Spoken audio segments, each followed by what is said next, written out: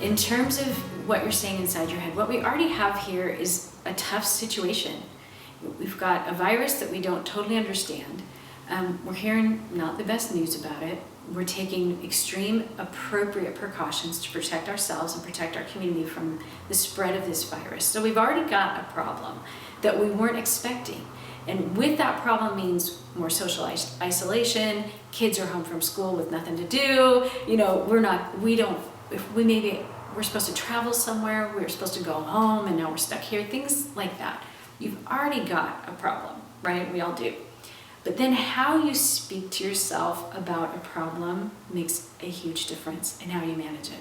So I call it the voice inside your head, or the overarching voice. The overarching voice, if that voice is picking at you and making you feel worse and amping you up and getting you discouraged, it's just going to make this situation so much worse. That voice would be things like, this is never going to get better, this is terrible, everything's falling apart, nobody knows what they're doing, I hate the government, I hate my neighbors, etc. I mean, it just doesn't help, and it ramps you up, and it actually starts breaking down your capacity to solve problems, and it actually may take a hit on your immune system, on your body. So you don't want to have a voice speaking over this difficult situation that makes it worse. You want a voice that actually gives you courage, and a voice that actually gives you hope. So going back to what we said before, you want to do everything you can. Have the resources in your home that you need. Take all the medical precautions you need to. Be as smart as you can about your behaviors. Take it all very seriously. But then the voice inside your head needs to go, you know what, in all likelihood, if this is true for you, we're not in a high risk category, so we're probably going to be okay. In all likelihood, this is going to end. I will not live like this forever. Someday I will get out of the house again, and I will actually see my friends. I will be able to socialize. The restaurants will be open, and when that happens, I'm going to be so thrilled to have all of that back in my life. And so it's really looking forward to these things with a sense of gratitude and hope, so that you don't have something taking a difficult situation and actually tanking you into really bad territory. So that's part of it. The other thing you want to do is grounding and getting present. What I mean by that is your imagination right now is incredibly powerful. And when we get bad news, we want to forecast, we want to try to problem solve that, we want to try to fix that. It's good, healthy, normal stuff. But when it goes into catastrophizing and the sky is falling and nothing's ever going to get better, especially for people who are prone to anxiety, or maybe prone to things like OCD, prone to depression, that becomes debilitating, and it becomes incredibly destructive.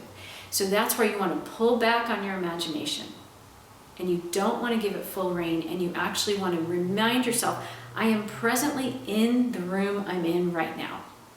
My feet are on the ground. I can feel the chair underneath my seat. I can feel the back of this, and you start getting very present. You look around at the people in your household, or you pick up your phone and you call someone that you need to talk to be present right now.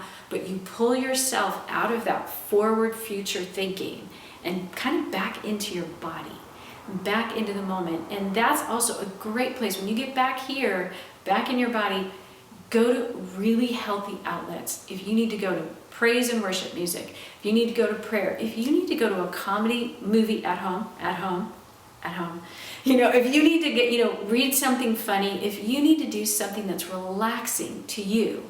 And for some people, and that's all kinds of things. I love cooking, some people love cleaning, some people are gonna nap, whatever it looks like. But you've gotta get back in your body and go, you know what? It's okay. I'm okay. And I'm going to be present. I don't love what's happening, but I don't need to live in the catastrophe that I'm creating in my mind in the future. So it's pulling back in the present, asking the Lord to be present with us right here, right now. Sometimes reaching out to the community for help. And like we said earlier, maybe, especially if you're prone to anxiety, build in that routine of people to connect with so that you do not stay isolated and stuck in your head. I think if we do some of these things, it'll keep it from getting any worse than it already is. This is not great. I'm not trying to play it off as no big deal. This is hard, but we want to do everything we can to make it as positive as possible.